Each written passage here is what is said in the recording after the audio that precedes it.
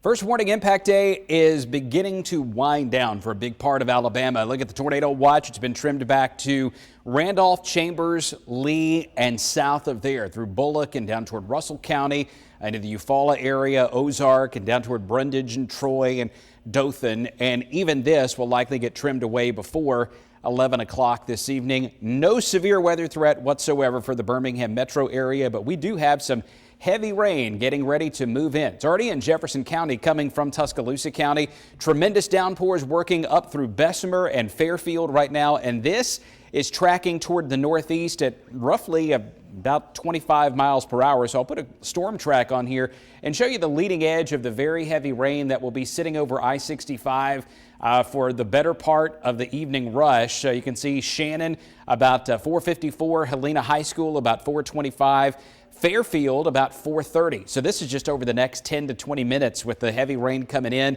And then you can see out here farther into the distance, we're looking at this getting onto the east side of Birmingham out toward the Oporto Madrid and then over toward Leeds, Irondale, Homewood, Hoover, and then into North Shelby County too. More downpours like these, well, they're not really coming for the rest of the afternoon because the back edge of the rain has already started to appear on First Warning Live radar, and it's just a matter of time before it gets out of here.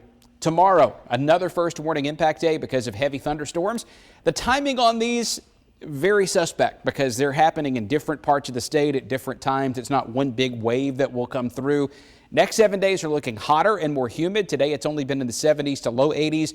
We're headed back to the mid 80s and maybe upper 80s with a heat index over 95. And then over the next 7 days, there's also going to be the daily chance of a thunderstorm. The difference between impact and alert, and the reason that we've stayed with impact is because today's rain has been inconvenient. Matter of fact, you think about what's happened around here today, that in my mind is the definition of what an impact day it is. It has been a very wet, soaking, windy kind of day.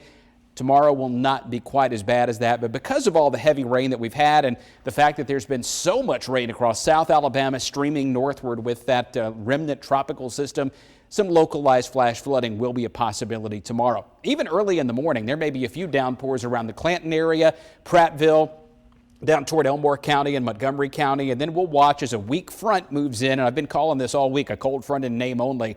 It has no cold air behind it whatsoever, but the atmosphere knows the difference, and it uses it to fire off more locally heavy thunderstorms. So we'll see those rumbling through tomorrow afternoon, but there's a lot of space in between them. So the communities that are most impacted by flash flooding very well could end up over South Alabama. That's why the Weather Prediction Center has this medium risk or moderate risk of flash flooding again near and south generally of U.S. Highway 80 tomorrow. So midday through tomorrow afternoon, a good chance of widely scattered thunderstorms. It is another First Warning impact day, and it is going to be stuffy. Away from the storms, it'll feel like it's about 98 in Tuscaloosa, 95 in Birmingham, and 94 in Gadsden at the hottest part of the afternoon. Over the weekend, that cold front in name only, it does make it a little drier in northeast Alabama, but the rest of us get scattered storms. And then the storms are a little bit more widespread going into Sunday. So 11 o'clock this evening, thunderstorms to the south. Here comes our cold front, kicking off more thunderstorms tomorrow afternoon. That really starts to suppress a lot of the rain south on Saturday, but there will be a few downpours around here and there.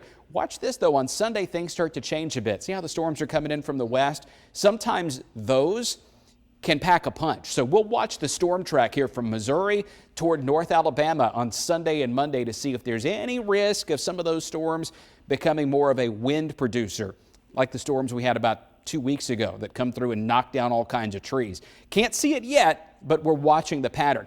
Gulf Coast weather, here's the good news. It's getting better. If you were traveling down that way, the rain will subside, the surf will calm down some, and it's going to be back to a normal beach kind of week next week. Father's Day around here, a good chance of some widely scattered thunderstorms. Monday, Tuesday, Wednesday, we're looking at hit or miss storms with highs in the upper 80s, feeling like it's in the 90s with overnight lows down in the 70s. Dedication ceremony. The big names in Chicago today as the Obama Presidential Center celebrates its grand opening. Striking back, the latest moves in the war between Russia and Ukraine.